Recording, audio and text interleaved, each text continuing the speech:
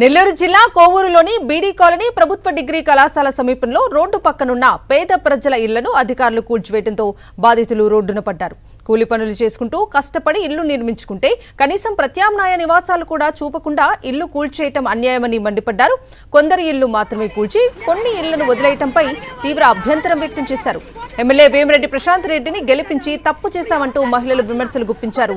తమకు న్యాయం చేయాలని, వెంటనే ప్రత్యామ్నాయ స్థలాలు కేటాయించాలని డిమాండ్ చేశారు.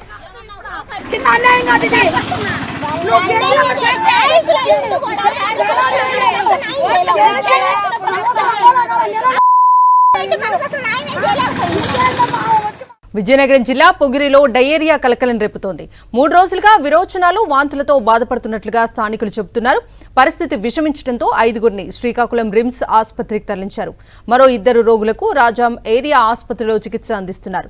ప్రస్తుతం 10 మందికి పైగా ప్రభుత్వ, ప్రైవేట్ ఆసుపత్రుల్లో చికిత్స పొందుతున్నట్లుగా సమాచారం. దీంతో గ్రామస్తులు ఆందోళన చెందుతున్నారు.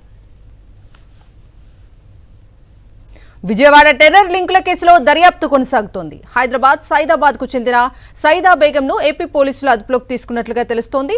స్థానిక పోలీసుల సహకారంతో సైదా బేగంను ఏపీ కౌంటర్ ఇంటెలిజెన్స్ పోలీసులు విచారించి సమాచారం సేకరించే ప్రయత్నం చేస్తున్నారు. విచారణ కోసం సైదా బేగంను విజయవాడకు తరలించినట్లుగా తెలుస్తోంది. ఇదే కేసులో హైదరాబాద్ మల్లేపల్లి ప్రాంతానికి చెందిన మరో వ్యక్తిని కూడా పోలీసులు ప్రశ్నిస్తున్నట్లుగా సమాచారం.